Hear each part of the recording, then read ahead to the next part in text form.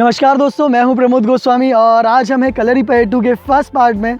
जैसा कि आप लोगों ने वोट किया था, आप लोगों के बहुत सारे वोट्स आए, 500 प्लस वोट्स आए और सबसे ज़्यादा हमारे कंट्री के मार्शल आर्ट्स कलरीपयट्टू को वोट मिला। कलरीपयट्टू बहुत फेमस है, इसलिए मैंने कलरीपयट्टू ऑप्शन में रखा। और कलरीपयट्टू के अलावा भी हमारी कंट्री में बहुत सारे मार्शल आर्ट्स हैं जिनको उतना फेम नहीं मिला जितना कलरी को मिला। तो मैं सबसे पहले बताना चाहूँगा कि कश्मीर से लेकर कन्याकुमारी तक लगभग हर स्टेट के आसपास एक मार्शल आर्ट डेवलप हुआ जो कि अंग्रेज़ों से लड़ने में और पुराने समय में युद्ध करने में और अपनी सेना तैयार करने में और उनको प्रिपेयर करने में, अपने सीमा की रक्षा करने के लिए तैयार किया जाता था। और एक अच्छे व्यक्तित्व के लिए, अच्छे खेल की तरह इसको डेवलप किया गया और बहुत सारी जगह डेवलप किया गया। सिर्फ इंडिया में, साउथ में ही नहीं, हमारे क्या बोलते हैं टॉप वाले हिस्से में जहाँ पर कश्मीर है, कश्मीर में स्क्वाय मार्शल आर्ट्स है, बिहार में परिकांदा मार्शल आर्ट्स है, मणिपुर में थांगटा है, थोड़ा सा और यहाँ पर आए महाराष्ट्र में मर्दानी खेल है, पंजाब में आए गटका है। कुछ मार्शल आर्ट्स जैसे सिलंबम, कलाई वर्मा, ये कलरी के आसपास के कुछ मार्शल आर्ट्स हैं क्योंकि ये साउथ के मार्शल आर्ट्स हैं।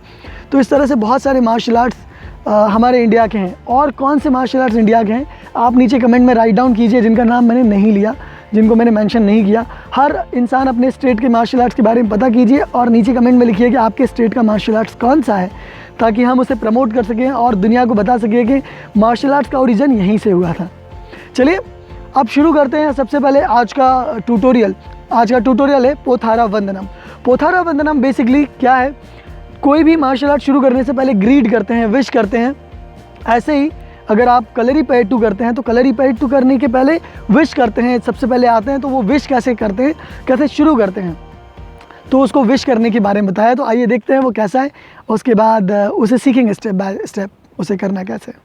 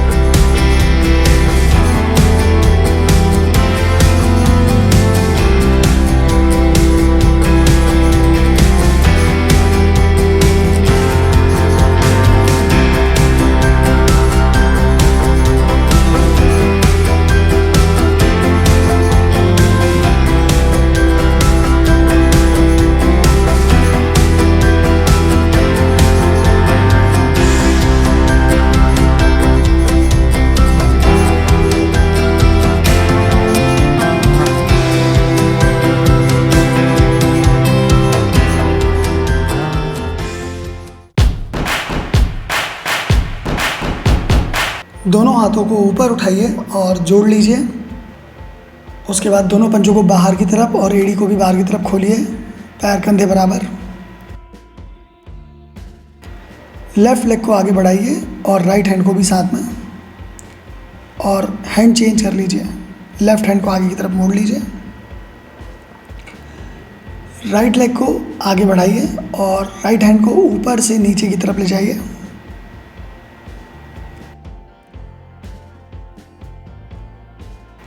राइट हैंड को लेफ्ट हैंड से जोड़कर ऊपर की तरफ ले जाइए और आर्च बनाइए।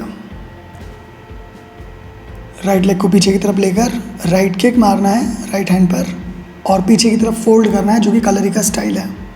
दोनों हाथों को जोड़कर लेफ़्ट लेग से राइट लेग की तरफ लेके जाना है और सेम किक करना है और राइट लेग से लेफ़्ट लेग की तरफ दोनों हाथों को जोड़कर लाना है। दोनों हाथ ज़मीन पर टिकाकर कैट पोज में बैठना है, जिसमें पूरा वेट अपने राइट लेग पर होगा लेफ़्ट लेग बैलेंस करने के लिए, और ध्यान की मुद्रा में, वंदना की मुद्रा में बैठना है।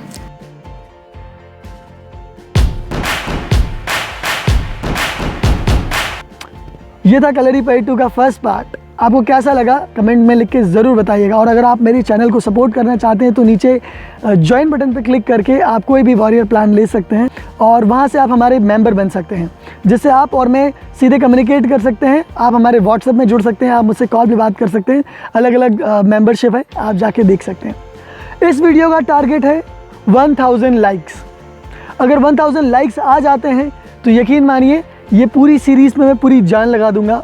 Thank you very much guys video देखने के लिए। मिलते हैं अगले वीडियो में, तब तक के लिए नमस्कार, बाय बाय।